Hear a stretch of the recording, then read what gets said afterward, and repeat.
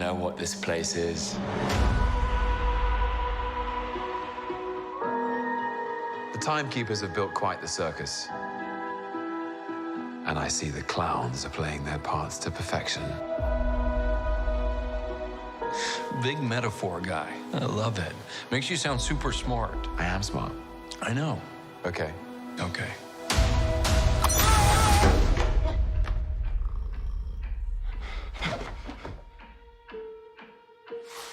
Please sign to verify this is everything you've ever said. This is absurd. Sign this too.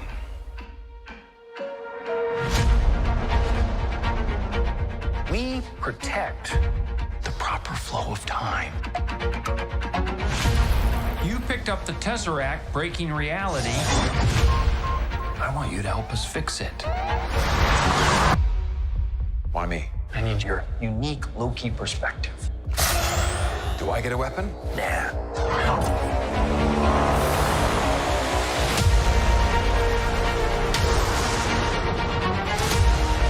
You really believe in this Loki variant? Luckily, he believes in himself enough for the both of us. Why? It is adorable that you think you could possibly manipulate me. I'm 10 steps ahead of you. You're not big on trust, are you? You can trust me. Loki, I've studied almost every moment of your entire life. You've literally stabbed people in the back like 50 times. Why never do it again?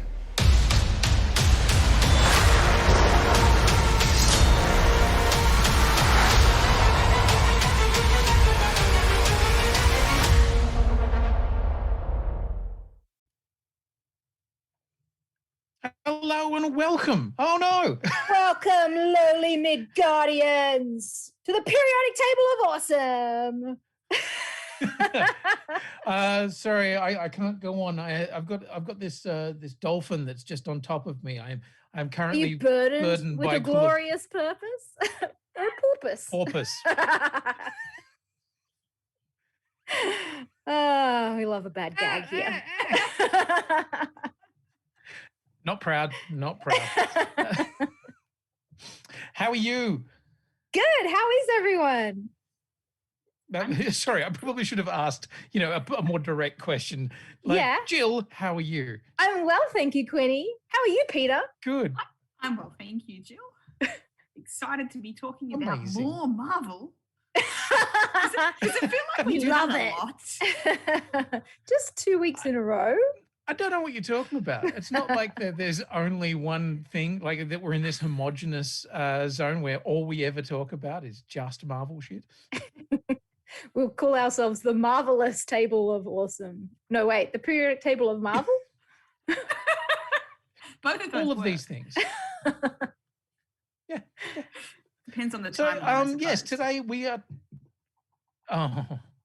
There's the first of We're many diverging timeline gags already, to to come. be honest. Oh man, sorry. I'm fighting tooth and nail with my internet at the moment. The timeline and the timekeepers are currently fucking with my Wi-Fi and also my tethering off my phone. So fuck you, dear. TVA, and all of the difficulties that you are causing. My timeline is just not loading at all. How But long till anyway. you get your final 5G upgrade? Oh, Friday. I get Nice. upgrade. Yes, I will You'll be have- upgraded to. Does 2 5Gs equal a 10G? I don't know, but if anyone Or wants is to it give just me they 10G, put the I'm totally down cabling with in? that. They put the cabling in, and then on Friday you get the connection. You-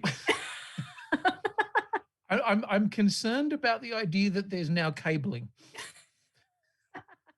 I don't know where that cabling's going, and am I still able to sit down? Anyway, what are we have talking about diverged today? into We're an talking about interesting Mormon. place. Mm. Yes, absolutely. And there is a variant of me out there somewhere that does have the cabling all the way up there. There is a variant of you because I swear, like sometimes when I'm at the office, I see a gentleman walking around and I'm like, wait a second. I'm like, no, that's not Quinny. It's just another very well built bald man with a beard getting around that looks a lot like I you. like the phrase very well built. He's stacked. Oh, thanks. I like that's a nice way of saying he chonky. Well, that's how I call myself. You're cuddly. But you put it much nicer. Fluffy. I mean, it doesn't matter what word you use. It's So all anyway. great. Yes. Yeah, exactly. It is exactly all these things. So we're Or not Quinny talking has about for somebody 3 who's cuddly, times tried fluffy. to say, anyway, this is what we're talking about this week. Just talking over the top of him, which is kind of fun. It's because my internet shit. Peter Like, only like just 2.5 seconds behind us. Yes, See, yes. I don't think I'm This having is any gonna be trouble a with very Quinny, but difficult thing. I think Peter is having trouble with Quinny. And it's hilarious because this is the most I've ever heard Peter talk, and it's always over the top of whatever Quinny's saying. Look, all I can do is switch between the 2 different internet connections and see what this one seems like it's relatively smooth. Okay. Otherwise, we'll just give you a little pause after whatever you've said. No, this one's actually Oh, great. This one, okay. see, I can talk. Yeah, I and think you've- we're in yeah, sync now. oh, Hey, we did it. So Loki?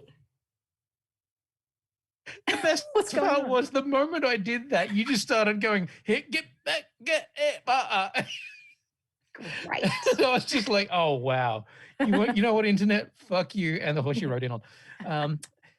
So yes, we're talking about Loki. That's what we're talking about. And this is Yes. going to be low-key ridiculous. Yep. So okay, where did we first hear about Loki? Where is your history of Loki? Did you read the comics of Loki, Jill? I know you are a Loki. No, person, a okay. comic So person. you know what is fascinating? I hated Thor in the comics. Oh. So I never ever read a Thor comic. I found him such a mimbo that I never picked up a Thor comic. I'm like, ew, no thank you.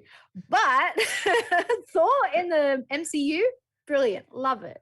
It's I'm also it's extremely fantastic. interested in the concept of a mimbo. A man bimbo. Oh, thank you. Because I was like, I was portmanteauing a whole bunch of words going, It's coined from Seinfeld. really? Yes, Elaine was dating a mimbo. Who's this blonde guy? at one Peter, point. your thoughts on mimbos? I love that it had to be explained. That just says it all, really. Yeah. Yeah, well, a himbo, but like mimbo's the Seinfeld term. Right. Okay. Okay.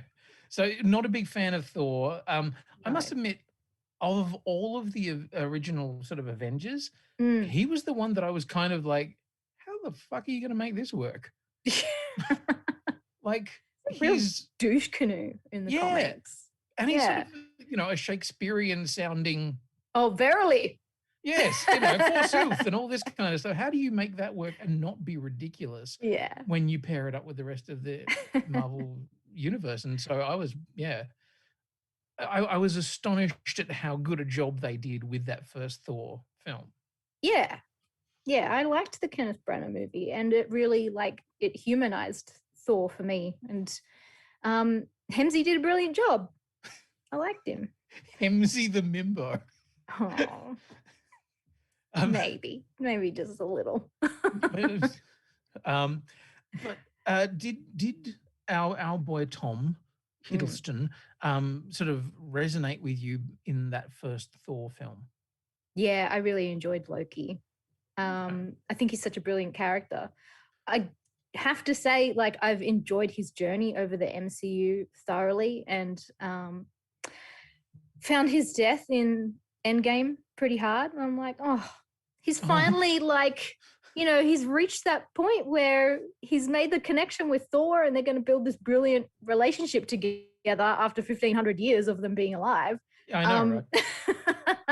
It's like, Apparently here it's none of that. finally happened, and now he's dead. But yeah, I think watching the series Loki, I now love Loki. I liked his character, now I love his character, and I totally get the appeal. All the Loki fangirls out there, I get it. Okay, where were you with that, Pete? Like, what was your Loki love level? Your triple L. I feel like I reached to Jill's level. Although I think because I watched the Avengers film before I watched the earlier Marvel films, or most of them. Because I'm sorry. Look, if you're not like into it, Thor is kind of a hard sell. As is Captain America as a film, like like a American Army film. I'm like boy film for boys. Like, can I just shout out? It's 10 years today since Captain America: The First Avenger. Yes, that makes sense. Yeah, which is amazing when you think about it. It's a decade. Yeah, but I do love a good bad vampire. The bad character that you really want to be good because you can see that he just has a spark of something in there. Like if he can just make the connection, he can choose the right path. And I did like that arc for Loki. I really enjoyed it, and I was devastated when he was dispatched so quickly and so early in Endgame. And was happy to know that there would be more of him when they dropped the news that there would be a Loki series afterward. I remember like watching the first film, the first Thor film, and him being kind of the thing that everything else you're like, oh yeah, that's good fun. That seems to be working. But he was the thing that you couldn't not watch. Every time he's on screen, you're like, oh shit, he's interesting. His one-on-one with Anthony Hopkins in that scene where like Odin is trying to reach out to him and he's like, has that moment with him. Like, it's incredible. Yeah. It's incredible to watch.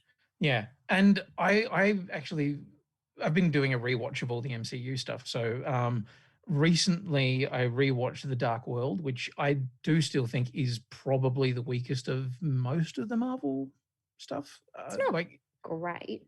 It's really not. I don't remember any of it. That's the thing. Like, and I always thought it was a really interesting thing that when they referenced it again in Endgame, that's where they went back to get that particular Infinity Stone. I was like, bold move, referencing the film that nobody gives a fuck about. But yeah, watching that again, I was like, oh yeah, that's the film where a lot of the character building for Loki really happens, because he's had the shit kicked out of him in the Avengers, and he's come back a cowed and semi broken character.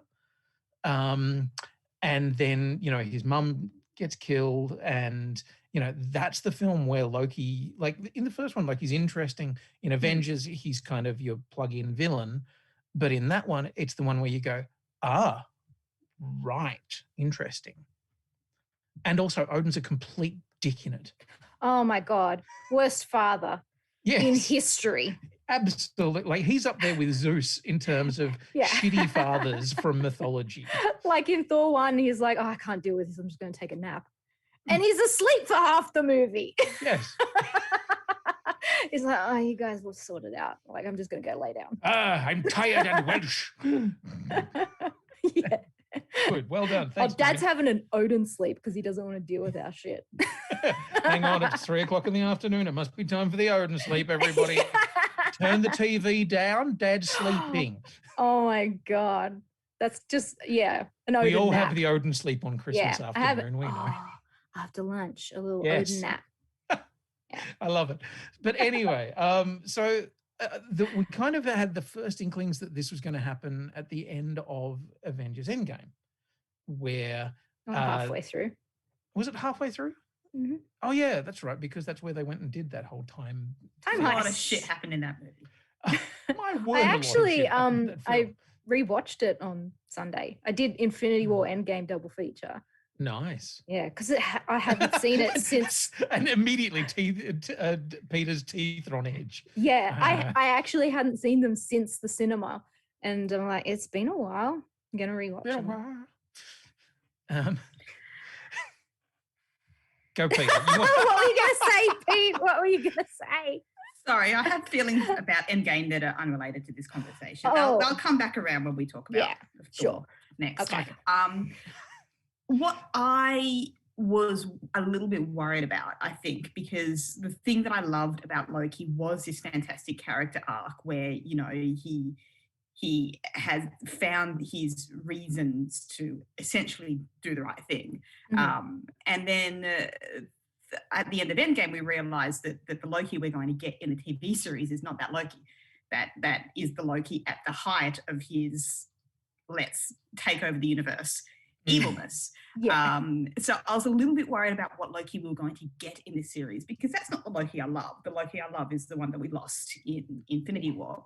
And I kind of loved how they handled bringing that character back around to the character that we all wanted to see or a facsimile of reasonably quickly at the start of this series, because I'm not sure I would have engaged if they hadn't done that very quickly in F1.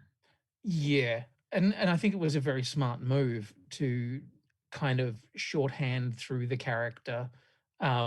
Here have 2 films worth of character growth, or 3 or 4 films worth of character growth, because I guess we all know now that that's where the character is going to be. Yeah. And it'd be jarring for an audience to suddenly go, oh, hang on, now you have to spend 6 episodes hanging out with douche Loki. Not the Loki we wanted to hang out with. No. And so Jill, can you give us the briefest synopsis? I mean, that sort of sure can. brings us up to where we are now with Loki. Yes, let me tell you about it. Please do. After stealing the Tesseract during the events of Avengers Endgame, an alternate version of Loki is brought to the Mysterious Time Variance Authority, or TVA, a bureaucratic organization that exists outside of time and space and monitors the timeline. They give Loki a choice: face being erased from existence due to being a time variant, or help fix the timeline and stop a greater threat. Loki ends up trapped in his own crime thriller, traveling through time. Yay! That's actually a better What as a than what I crime found. thriller, actually. Yeah, I don't know the crime thriller is the right. No, because I don't love a crime thriller personally, and I like this. I like a crime thriller, but this was not it. I mean, this But was kind of more like structurally- Sliders meets something Doctor Who. else. Yeah, There was a Doctor big Who. Doctor Who vibe going on. Yeah. What I understand the thing of crime thriller though, because what they've done is made it the buddy cop thing. And Yes. they are, at least for the first couple of episodes, exploring a crime and going to crime scenes and doing that thing where they walk around crime scenes and go, yeah, that person came here and that person came here, and Owen Wilson goes, wow, a lot. He didn't say wow at all. No. And I like that that's what the setup was, but not what the show was. Yeah. Because it's the idea of it is, hey, let's be time traveling police detectives. That's not what we got at all. To admit, this series felt more than the others that we have seen so far in this Marvel television rollout, to me, like a film split into 6 parts more than a TV series to me. I found it particularly frustrating having to stop the story where we stopped it every week to wait for next week's installment of the story, because I just didn't feel like there was anything self-contained about each portion of the story that we were being given. Okay. Yeah. And I think perhaps that is why when it got to the end of the series, I felt so jarred by I was a that thing little let because- down by that last episode. Yeah, I'm not gonna lie. They're let down, yes, but also that really nasty, jarring feeling of I've been watching a movie and you've stopped it halfway through. Yeah. Like you've really left me feeling with what the fuck happens now? Yeah.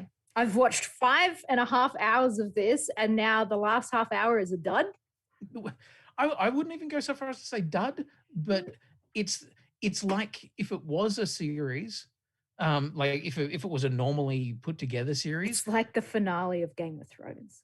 It is, but yes, blue eyeballs, yes. But it's that thing of like you get to the second last episode and there's now meant to be another episode where a whole bunch of shit gets wound up. Mm. To me, that's where I felt like like we were an episode away from a good roundup, but now that's in a whole nother second season. So I heard a rumor that I Tell me have more. not been able to verify, and I don't know where it came from, that it was actually intended to be a longer season, but COVID interrupted filming. Oh. And so that is maybe the first half of the story that we were supposed to get. Okay. And we're getting the second half later in the guise of season 2. Dion's But that is a rumor that I heard. unverified facts. Yeah. But as a theory, that kind of works for me as to why it would build up at that pace and end at that spot. Because it did not build up at a great pace. You got to wonder if there was like some sneaky re-editing going on for that last episode. To maybe try and draw it out for whatever future projects might be coming before season 2. I mean, it would make a lot of sense if this was the first part of a story and they've kind of gone, shit, we're not going to be able to film this. Like, I mean, even in that last episode, you could tell that there were limitations on distance between actors and you know, it was a lot of talk and a lot of exposition and stuff like that. And that's the kind of thing that is a lot easier to film in COVID situations. So, you know, was it that, there was a much bigger plot, but also, I mean, that particular character that we'll get to, you know, in the spoilery bits, has been announced as being, you know, a big player later on down the track. Well, it was announced before the series came out. Yeah, well, announced before the series came out that he was going to be the big bad guy in a film 2 years away. Yeah. Yeah. So, yeah, it's sort of that weird thing of going, oh, okay, right, we're doing that now. Yep, cool. Yeah, I don't know. I would love to have seen this go for a full 10 to 12 episodes, even 8 to 10, like a Netflix style length. Yeah. How many do we get for Falcon and the Winter Soldier? 6. Right. Okay. 6 feels so small. But we are getting a lot of content out of this brand at the moment. Each series is running for approximately 6 hours. So WandaVision was 9 episodes at around 40 minutes, and the other 2 are almost hour episodes at 6 episodes. I mean, because we now have the ability to compare and contrast between 3 Marvel TV series, like official Marvel TV series as part of the MCU, how do we think it stacks up to the other 2? Honestly, I see them getting compared all the time, and I see a lot of people saying, I liked this one, I liked that one. But to me, they're all of a slightly different genre. They're focusing on different characters. So for me, they're all different series. There's not some saying all of this exists at the one time and should be compared to one another. It just depends on which is your flavor. They're all completely different. I feel like Falcon and the Winter Soldier was probably the easiest watch for somebody who doesn't know the deep lore of the Marvel universe. I was having to explain things less to people who I know who just know the MCU and not all of the other stuff. I think that this one was a real struggle for anybody who doesn't have a little bit of deep knowledge, particularly some of the spoilery bits that happen. Definitely in the final last episode. Yeah. I have had to bring several people back from the brink of absolutely hating the show by explaining the significance that I only know from you guys of everything that happened in that episode. And I feel like if you don't know, you know, who people were and what the significance this has for the rest of the MCU, that episode would have been a real dud. Yeah. Massive dud. Even And we can talk watching more it. about that when we get to spoilers. Yeah. I mean, even as a deep hardcore fan, I looked at that and thought, oh, casuals are going to have a hard time at this episode. Yep. Well, it's a conversation that we had not that long ago with Beck, where she, Oh, yeah. I had, where she was saying that the MCU has become vaguely impenetrable. It like, unless you have an encyclopedic knowledge of 20 films, with also multiple TV series and offshoots and stuff like that, Yeah. there are some bits and bobs that are really, really hard to get into. And Even if you have all of that, there are Mhm. some things that are really hard to get into. A lot of this stuff is only fun because I'm on the spoiler group, the Periodic Table of Awesome Marvel Cinematic Universe spoiler group, and that's where I really get an Such a appreciation short, for snappy it. name. I know. That's where I really get an appreciation for all of this stuff, because I've got people revealing to me, oh, no, this little detail in this episode is actually connected to this huge thing. And I'm like, oh, that's super cool. I wish I'd known that while I was watching it. You're talking about the Yeah. Thanos copter, aren't you? Lots of things. There are some really cool details in this. And actually, can we talk about the design for a second? Because Yes. I really loved the look of this series and the design of the TVA, and also Loki's costumes being so pedestrian through the entire thing, as opposed to Sylvie having her proper, Loki gear. suit. Yeah. there was so much about the look of this and the design of this and the lighting and everything that I just really enjoyed. Yeah. Yeah. It was definitely a big style choice.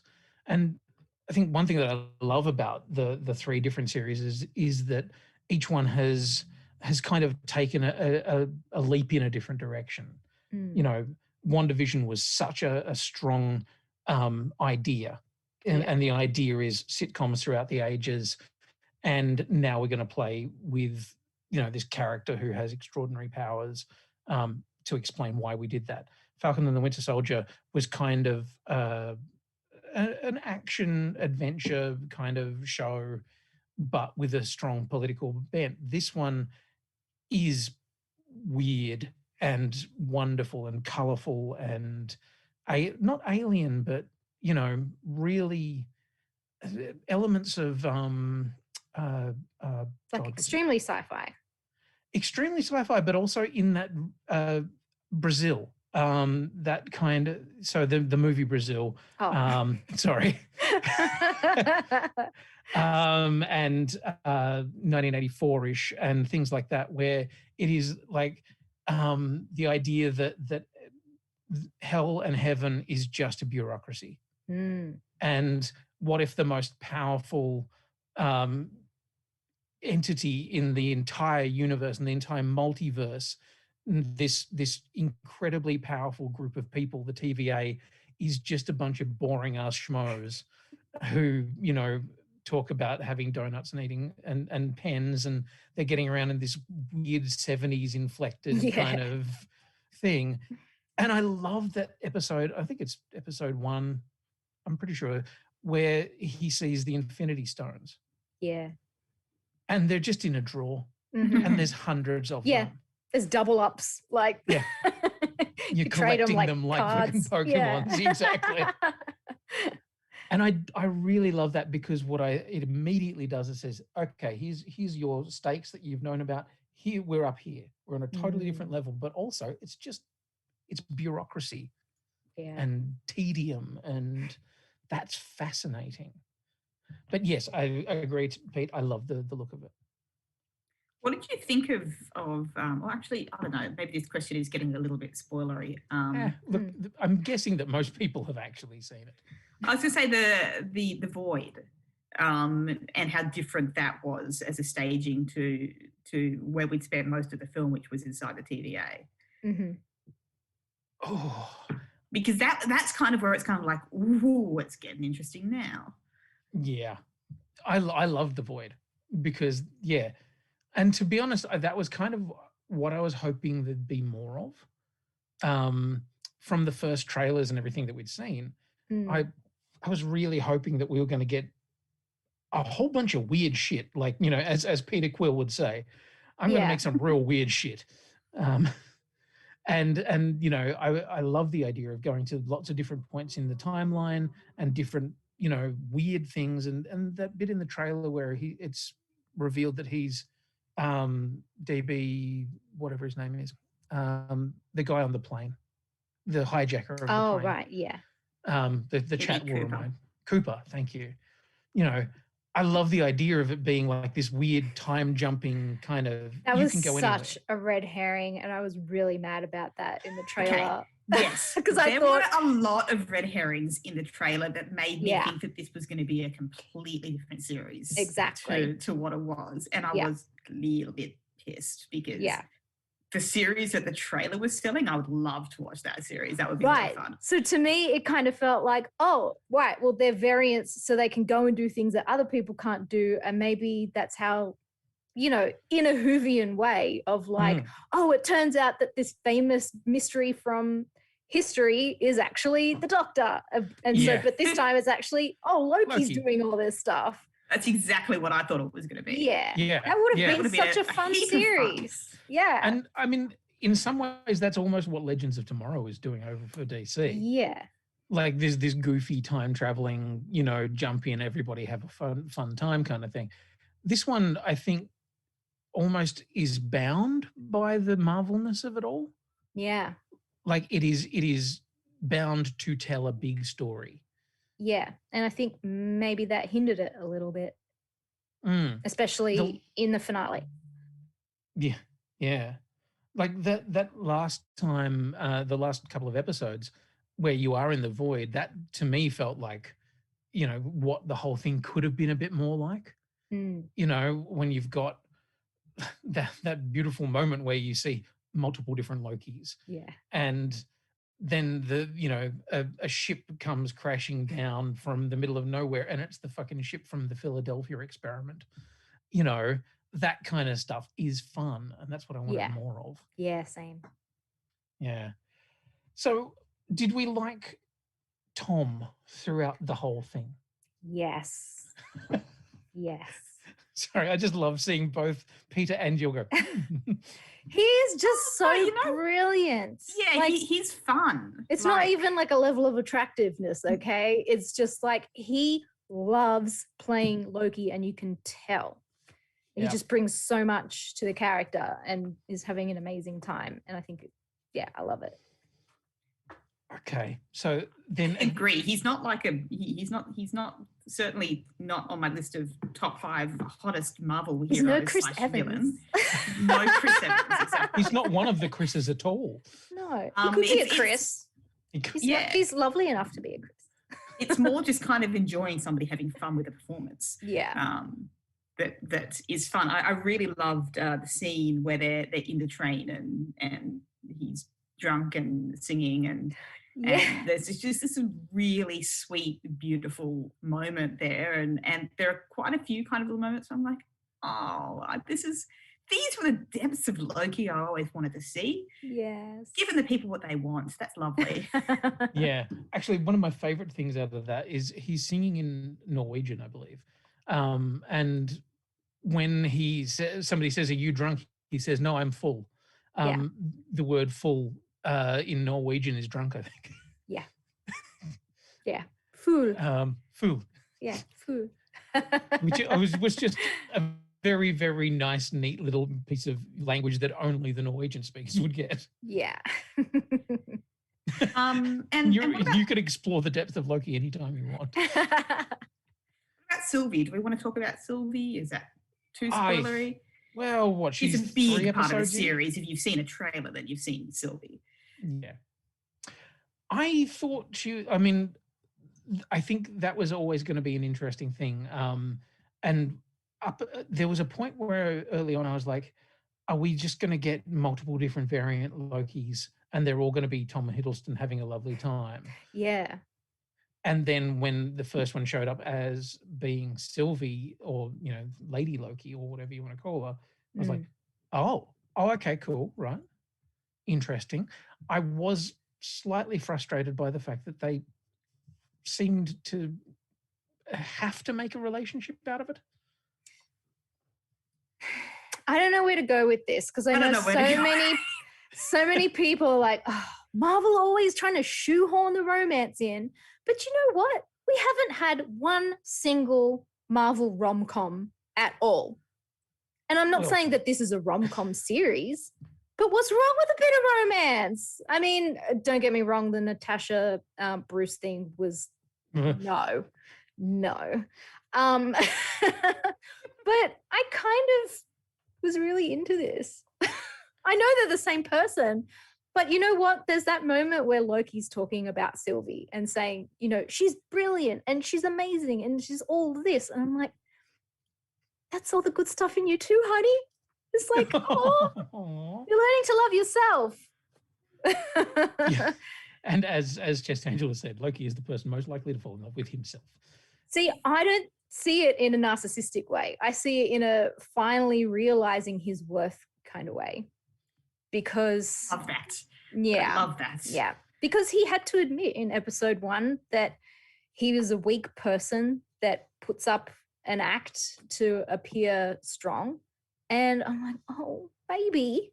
But now he's like finally realizing his worth because he sees it in someone else. But it's him. And yeah, I just found it really lovely. I agree. I think there's some beautiful stuff in there. I've seen some interesting things about the not revelation or whatever, but the fact that he has been now said to be canonically bi. You know, that there are moments where I love that little bit of discussion of like, you know, I'm sure there've been princes or princesses or whatever, you know. Yeah. But then I have seen people very disappointed by the fact that he is canonically bi, but then they put him into a straight relationship and you're like, yeah, okay. It doesn't erase the fact that he's still bi. Hello, as a bisexual person, just because you're in a relationship, if I was in a relationship with a man, doesn't mean I'm not bi anymore. It doesn't make you straight. True. Yeah. Yes. And this is absolutely true. And that's bi-erasure. I love that band. So our other key relationship in this is a little man by the name of Mobius. Oh, Mobius. Do we love Agent Mobius? Yes. Owen Wilson, another amazing actor, and absolutely killed it. I love Mobius. I always find that interesting because he's not a character or not an actor that you'd go, oh yeah. I know. Yeah. I'm like, okay, Owen Wilson in the Marvel universe probably would not have picked Mobius and Mobius as his, you know, role, but okay. Yeah.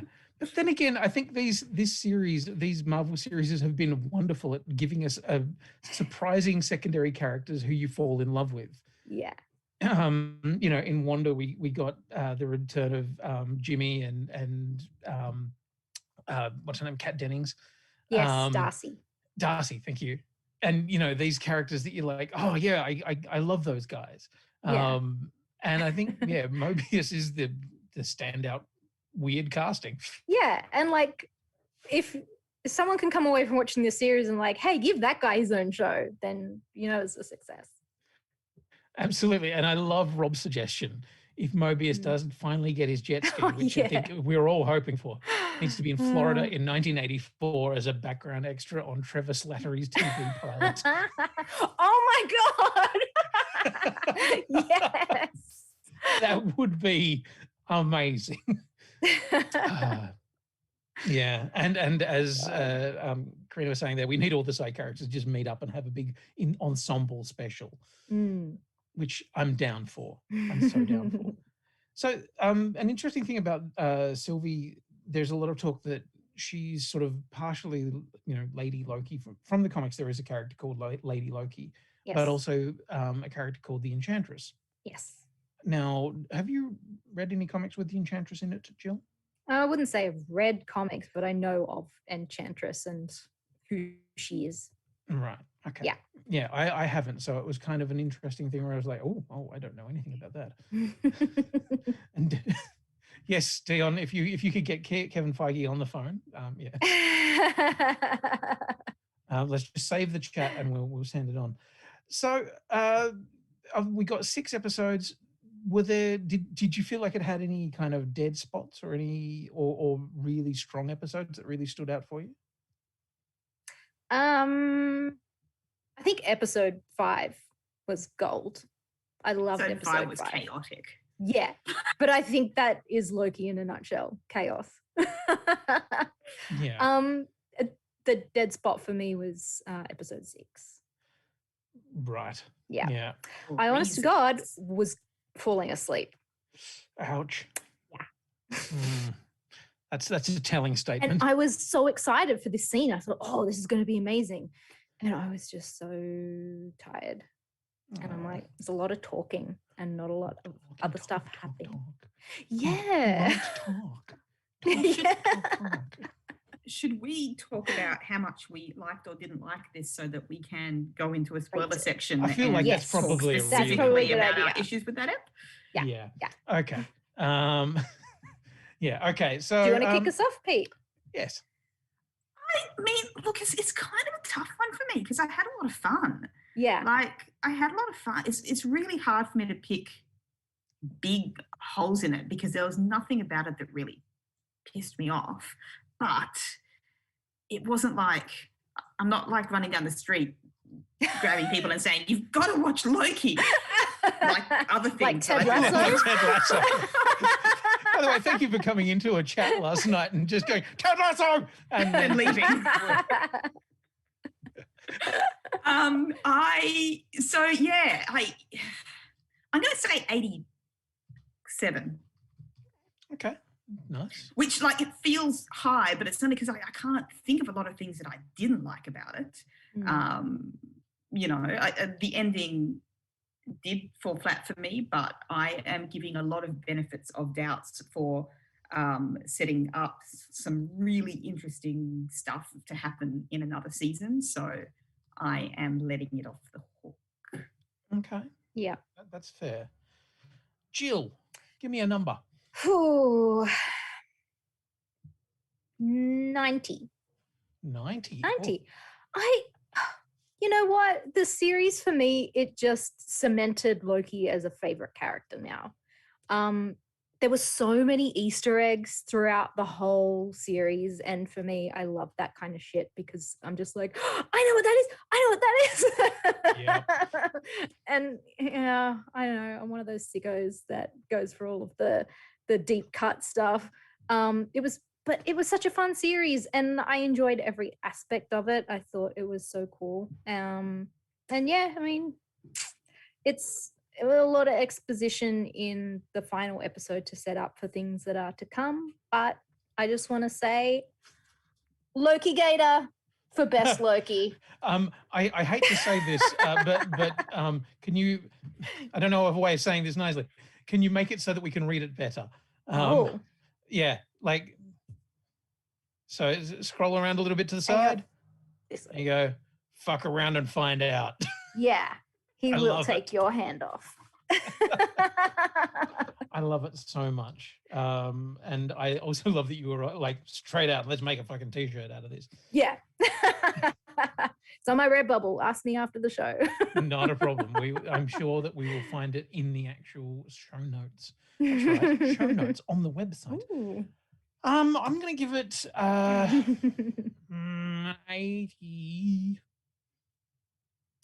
88. Yeah. Look, I'm just writing it down so I remember what I said. I think it's a lot of fun, and it sets up a bunch of great ideas that I don't necessarily think it paid off all of them. Mm-hmm.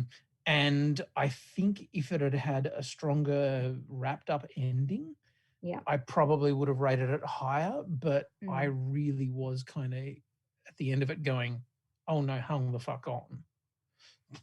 Well, like, you don't leave it like that. What the fuck?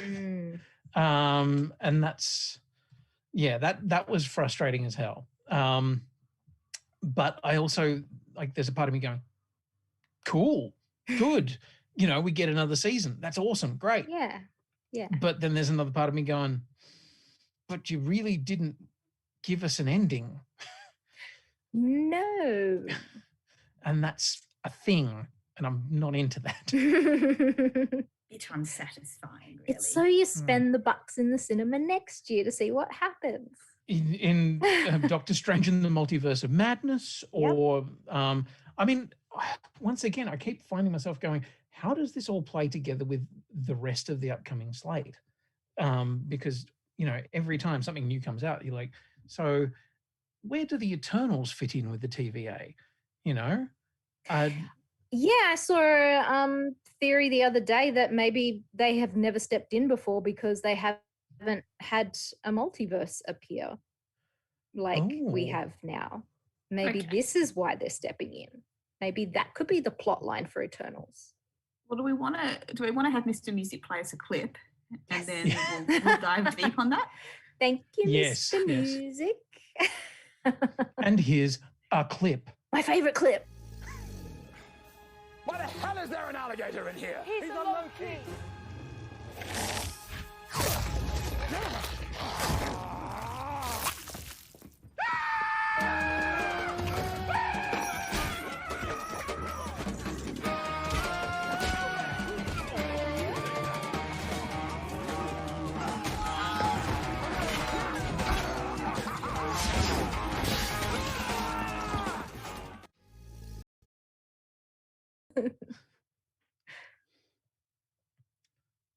So, we're back. Okay. Good I for don't know. us. Yeah. I didn't know how long that one was, and was vaguely waiting for Dion to give us the count in. But also, by the way, Dion is riding the mic and everything tonight, but he's not very well. So everybody, give him a little bit of love and just tell him how wonderful he is. He's just adapting to his new 10G network. Yeah. And he's soon going to be the robot that we all know and love. He's vibrating at another level. He's on another plane right now. That's a very personal thing to talk about. Right. Yeah, the thing that bugged me about that scene with all of the different Lokis is because all of the promos for the show had all of these different Lokis in it, and it made it feel like this was going to be a show about Loki wearing all of these different hats, figuratively and otherwise. And how does he become President Loki? Yes. And all of those interesting things were just in that one gag. And that was a bit frustrating. President Loki costume is beautiful, and we get it for like one scene. I'm like, no. Yeah. I was just going to say, I was going to ask Dan whether he can put the spoiler logo up, but he has.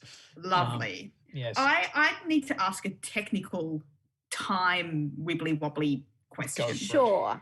So if the TVA has been methodically pruning every time there is any kind of variation from the master timeline, how are there so many radically different Lokis? Because surely if they're pruning that often, these radically different Lokis would never be able to develop. But what does pruning do? What does pruning do? Pruning just sends them to the void. So that's where they're all from. Is it like no, they're not from the void. They're all from timelines. Sorry, but there are like lots of different timelines that started at different points in time. The TVA don't operate in the present; they operate across all of time. So are these all of the Lokis that got pruned while what's his face was doing his like thing with all of the timelines to get it to the master timeline? You make an interesting point, don't you? Because and you like that I say what's his face, because this is the character that, like, if you don't know, it means they never use his fucking name, which I think is understand about, but at the same time, if you want to give a bad guy a bit of oomph, use their name. Yeah.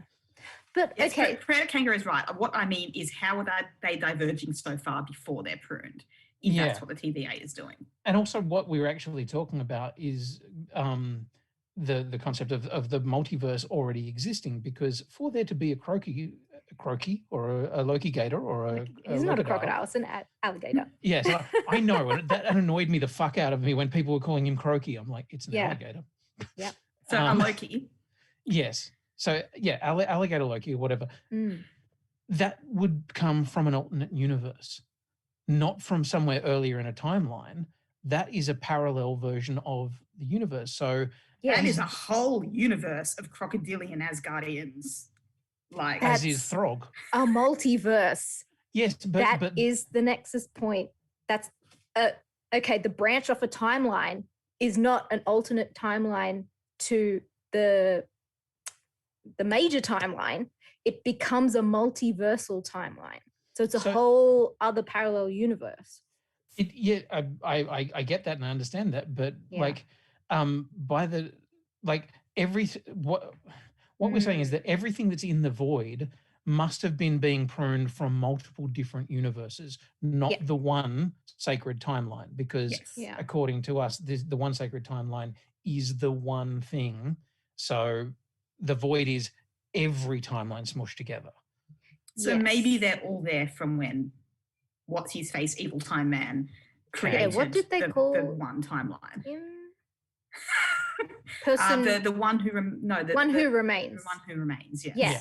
So look, he had to fight his multiversal war. So I'm going to say that so all of these multiverses were happening together, but then when he got to his point, he's like, okay, well, I'm going to prune all of these and bring them in. And so that's why they're all in the void now.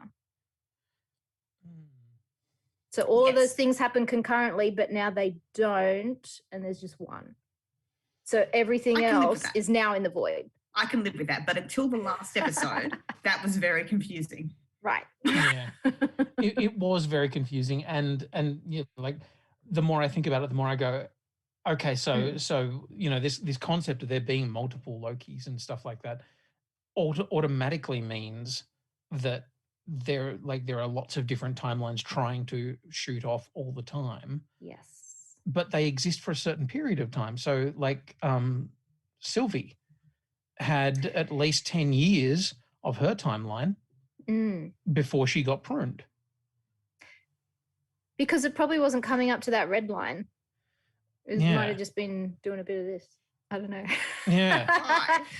And it also doesn't explain why they let Captain America go back in time and live a life with Peggy when she already had a future.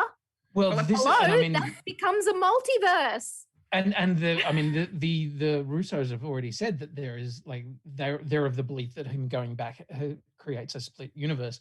I mean, there have been meetings apparently already with Kevin Feige going, okay, this is how we're doing multiverse and this is how we make it fun.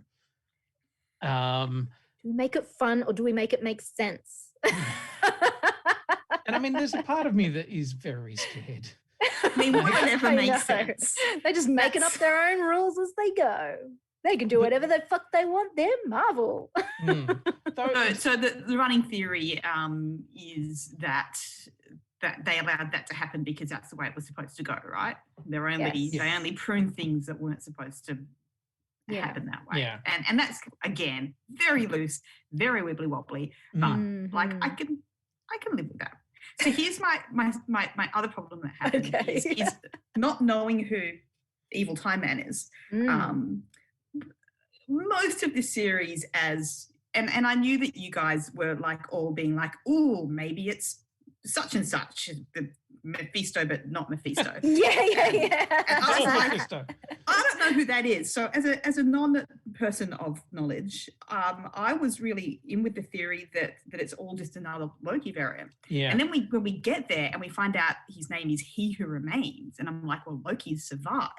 The ultimate felt survivor. like a huge red herring to me, like taking us even closer to, it's another Loki. And then there was all of this exposition. Well, and also, I went into that last episode thinking that it was going to be a variant version of Mobius, just because why would you call a character Mobius? And what was the last time in the universe that we saw the Mobius strip? Endgame, when fucking Tony Stark is building a Mobius strip time machine. Yeah. And then there were theories that Mobius was another Loki. So, I mean, you go with the theories, but I didn't hate that one either because it would make sense in some ways, but not in the way where, how would he be that different if they're pruning all of that anyway? So I spent 5 episodes being confused about that.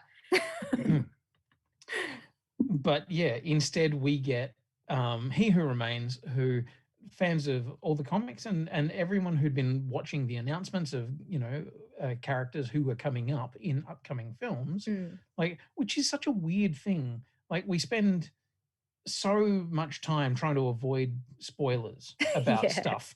Like, you know, Marvel, there's the jokes about the Marvel snipers and everything like that, and you can't talk about spoilers.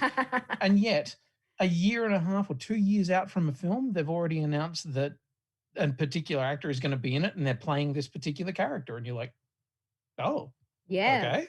Yeah, we're like, oh, wow, we're getting this person. Maybe this is going to be the next Thanos and all that kind of jazz. Yeah. You see in the chat would like to know why Richard E. Grant was such a big deal, and so would I. Can anyone else help me out with that? Do you mean like his character or him as an actor? Him as an actor playing that particular character, just because he's cool. Richard E. Grant is an amazing actor. Yeah. But also, Okay, cool. But also, it's classic Loki. Yeah. It's his classic comic book outfit. Yeah. And like we got to see classic outfits of Wanda and Vision in their show, and it was just so cool to see like a classic Loki outfit done like not daggy. Like it was daggy, but like on purpose, but kind of like, oh, that's how it would look, and that's kind of cool. Yeah, well, I mean, that version, and it's also a very interesting question as to where that version of Loki comes from in terms of his timeline and, you know, what he went through. Like, I guess you just give it to Richard E. Grant because he's a hell of an actor and go, okay, we need somebody who has the Shakespearean chops and, you know, the gravitas to pull off that, which could have been a real fucking silly character. You know, could have gone so wrong. But then by the end of the episode, you're like, fuck yeah. I am on board with classic Loki, and I want him to have glorious super powerful. Purpose. Yeah. Yeah, I loved how he just kept saying glorious purpose all the time. Yes. And you know, yes, he looks silly, but there is something, you know, wonderful about watching him. So charming. Yeah, do his thing. Yeah. So yeah, like just back to Jonathan Majors again. I think I saw a lot of people very excited that they'd done the character. Like, so the character of He Who Remains is one of many different versions of a character called Kang. So Kang the Conqueror or Kang, I can't remember, there's a whole bunch of them. And he references himself as being known by different names, as, you know, Conqueror and Villain and this, that, and the other. But throughout the comic books, he's this basically the time travel Thanos. You know, he's the one who can fuck around in the timeline anywhere and just unmake reality virtually. And you've gotten his version of his backstory now. But I really, really got frustrated by the fact that we had to do it through animated tableaus again. And exposition. So much exposition. Straight up exposition. It was legit so boring that I'm like, ugh. Because when you see him revealed in the doorway, I'm like, they are doing Kang. Oh, okay. Yeah. I, thought, it was the whole Mephisto thing again. It's like, it's going to be Mephisto. It's like, oh, no, this time, it's going to be Kang. And then we're like, no, surely it couldn't be. Oh, okay. Yeah, they're doing this. Yeah. But, so boring. Explain to me who Immortus is. Okay. Kang. This is another version of Kang. Another version of Kang, but Immortus is one of the versions, and Dion will probably be able to link you to a Wikipedia article faster than we could say it. But Immortus is a version of Kang who has lived until the end of different points in time and have different reasons for being. So this version of He Who Remains is another version of Kang that has been in the comics. In the comics, he was a very, very old, decrepit man, basically, who just lived to the end of everything and wanted to, I can't even remember what he wanted wanted to do. There you go. I don't know. They all have such convoluted goals.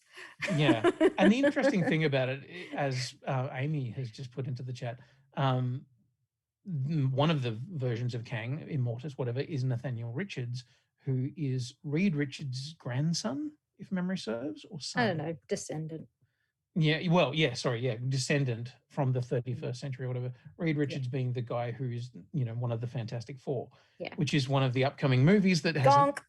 I'm sorry. This is a huge gonk for Peter. It's a lot of fun. Yeah, I could see you both kind of going drifting a little bit there. Yeah. Pete, warning, this is a gonk. Yeah. So I know what the Fantastic Four is. Yeah, okay. So Mr. Fantastic, Kang is his great descendant. Yeah. Who Into the lives future, to the end from of time. like the 31st century. Yeah. And you've heard basically his full story as narrated by Jonathan Majors in full exposition with small animated figures. Yep. And all of that, like, okay, we saw recently, or not that recently, the episode of Mythic Quest, that in the middle of the series where you take away from all of the normal characters and you suddenly have a potted episode for two other characters, living a different life. I would have loved to have seen an entire episode where we just see Kang's history. Right. Okay. That would have worked. Because I know so many people are like, show, don't tell. And I'm like, but he did. He showed it in the stupid animation. But no, that is actually such a good idea. If they had done a bottle episode of like, after episode 5, hey, we're going to go and find the Wizard of Oz behind the screen, basically. And then have the episode of like, he who remains, and this is his story, and this is this person that gets to there. And you watch the whole episode and you're like, what is this about? Who is this person? And then that's who they see in episode 7. Exactly. Yeah, that would have been great. That's it would have the made thing. so much more sense.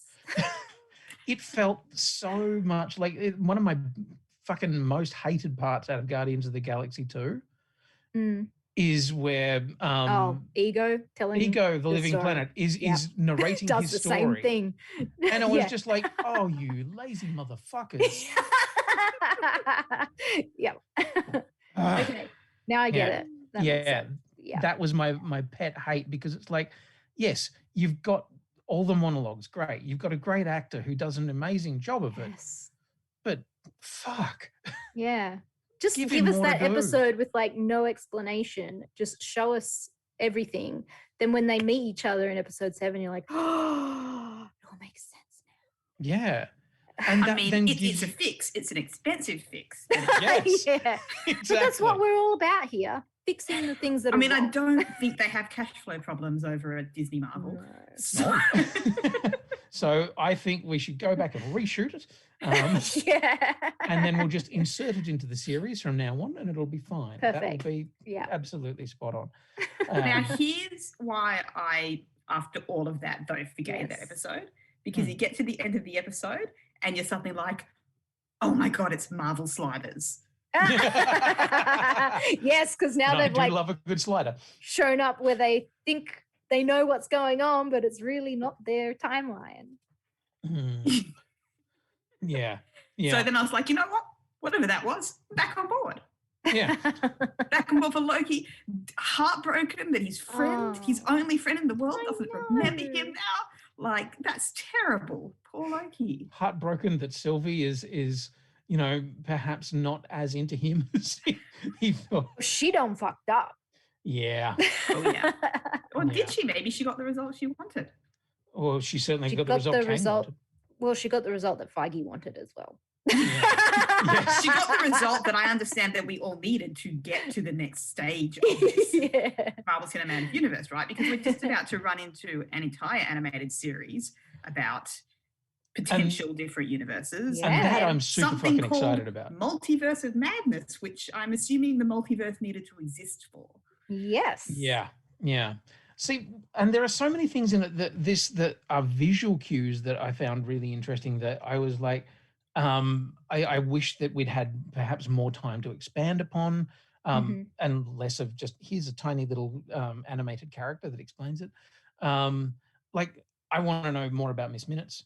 I want to know she does. What and kind of eldritch horror she is. Yes, I feel like she is some fucking terrifying power that has God, just been squished into the shape of a clock. Hi, y'all. Yeah. Hi, Like, everybody. Yeah, but also like the thing that the sacred timeline is a ring. And he refers to the fact that he has been resurrected or reincarnated. So up until that point, the timeline has just been one ring around his thing that he could look at any point in time and see the beginning and the end of time and everything like that. Now there isn't that. Now the timeline has split off and has become this multiverse. And do we know, where we are in any particular point in time? Or is every point in time exactly the same as every other point in time? And then you get into some serious quantum bullshit. A quantumania, perhaps? Exactly. And I think it's interesting, but also it does hit that point. And I think anytime you bring in multiverse stuff, and they're doing it in DC at the same time, it kind of gets to that point where it's like, well, suddenly things don't matter anymore. Didn't they touch on it a little bit in the Dark World? I seem to remember when like Eric Selvig was bonkers. Naked. And he was like a lot of that doing film stuff naked. on the chalkboard. He was like talking about different universes. Yes. Though a lot of that is talking about the different realms. So like throughout the Dark World, they're talking about the Yggdrasil, the world tree or the universe tree, and the different realms that the different things kind of live on. And I think they're sort of seen as being kind of parallel. Okay. I might have to go back and watch that movie. If you feel like it. It's not one that I'm going to say, go have a great time. Maybe I'll just find that scene. Yeah. I'll just Google this. Yeah, just Google it.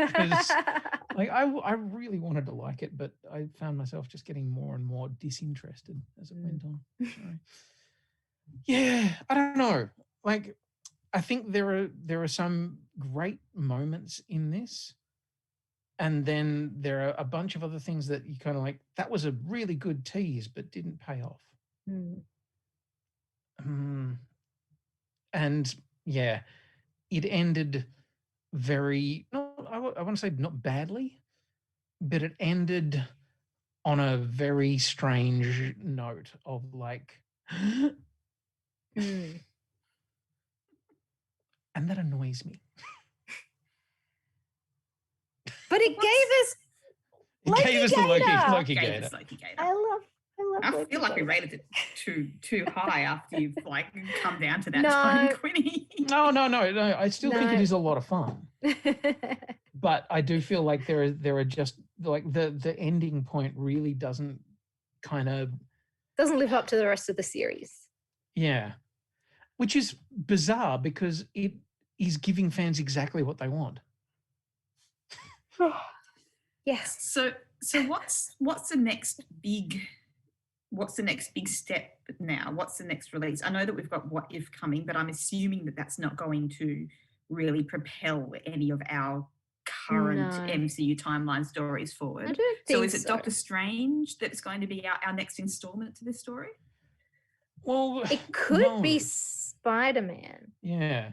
Or it could be Eternals. I don't know the plot of the Eternals. No, that's yet. right. Okay.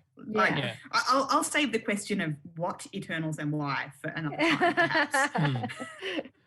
Yeah, I think Eternals we really don't know much about other than the name, which is Richard Madden.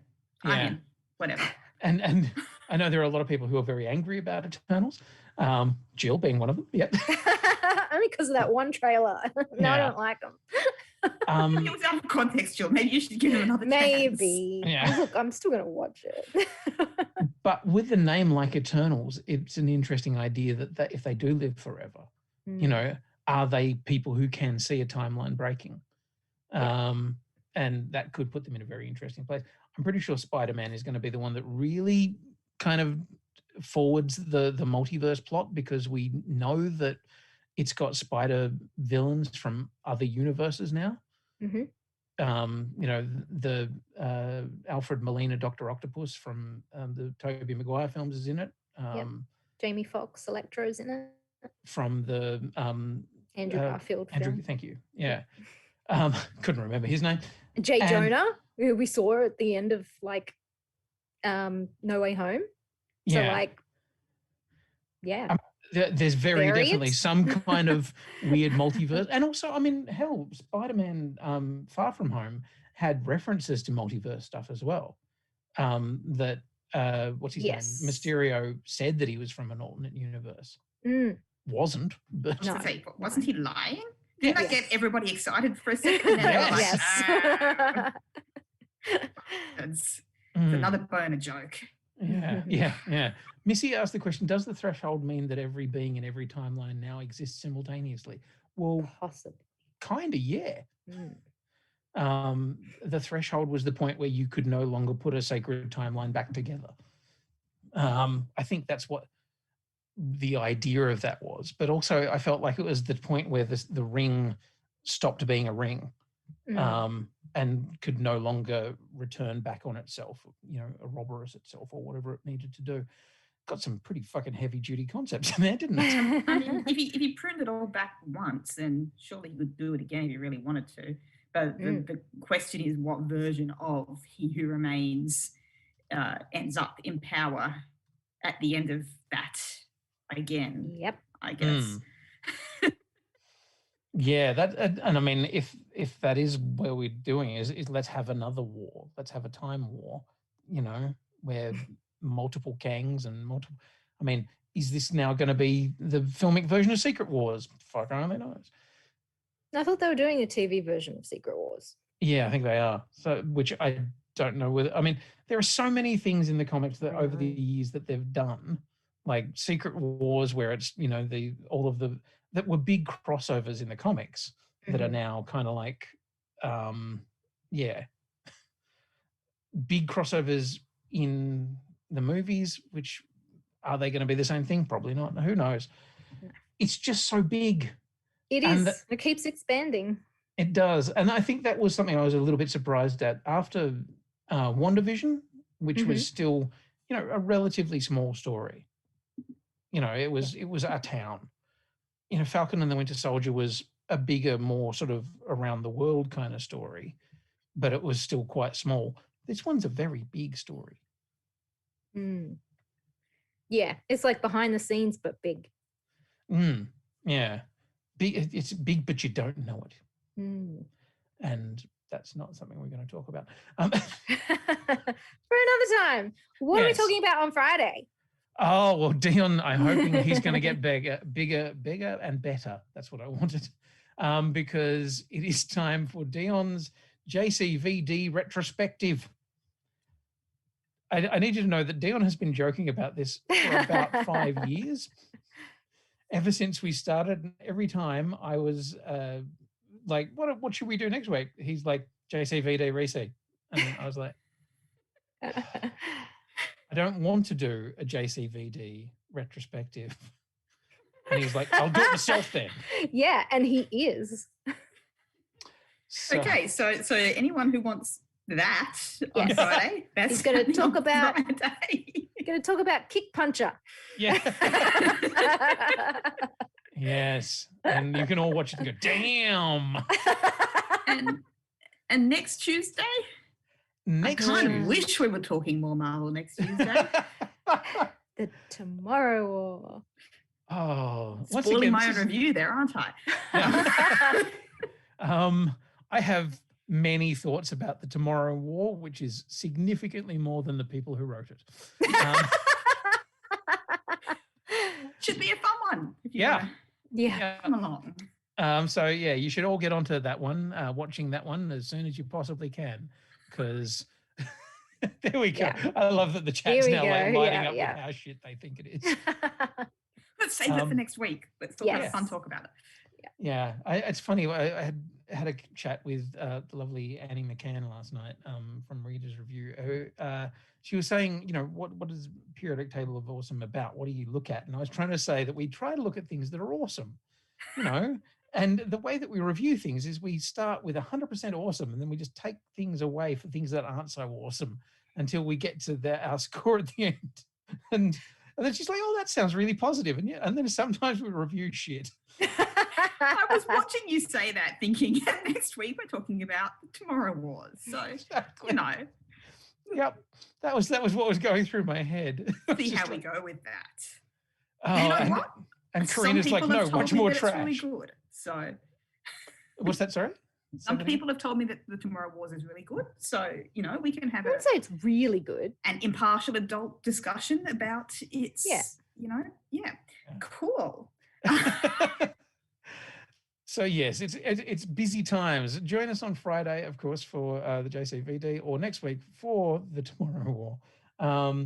And of course, make sure that you add yourself. Like we have our periodic table Marvel Cinematic Universe chat. We have a DC Universe chat. We also Star Wars. spoiler thread, Star Wars one.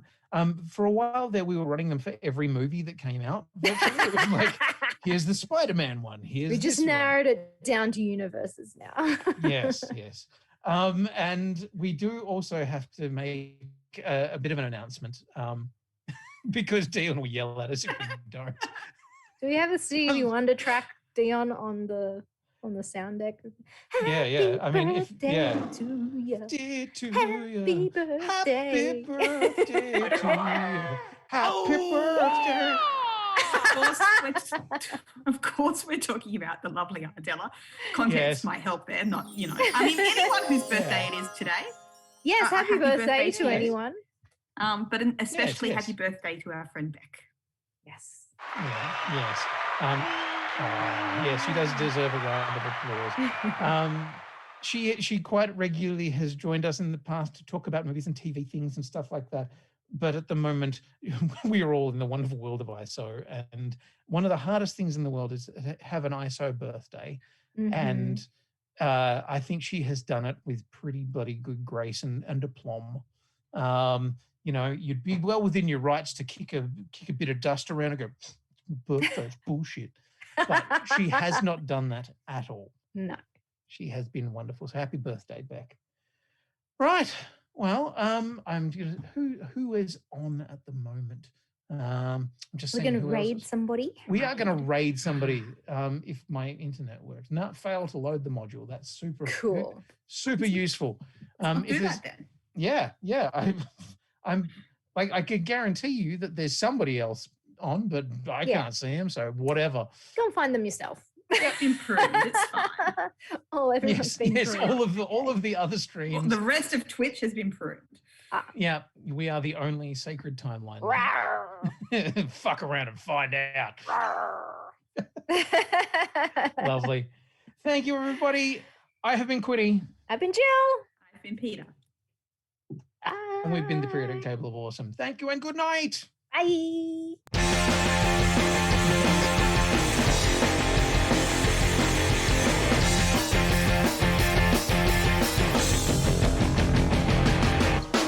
I wanna live in a world full of heroes, not sit here counting zeros in a cubicle downtown. I wanna look out my window, see 'em flying, and swing across the horizon as I cheer 'em on so proud. Deep-powered girl keeps staring at her face, and call Colossus and have him teach me ways, and then we'd exercise. I'd be one of the guys. Martial arts from Iron Fist and Wall. I'll dance her up and teach her all my songs. Oh, I wanna live in a world full of heroes, not cooking up these heroes at my parents' restaurant now. I wanna yell out Avengers assemble, not order up for Ethel. Yeah, we're out of cheeky now. Date Emma Frost and have her read my mind. Or Magdalena, her artifacts I find, and then we catch a symphony.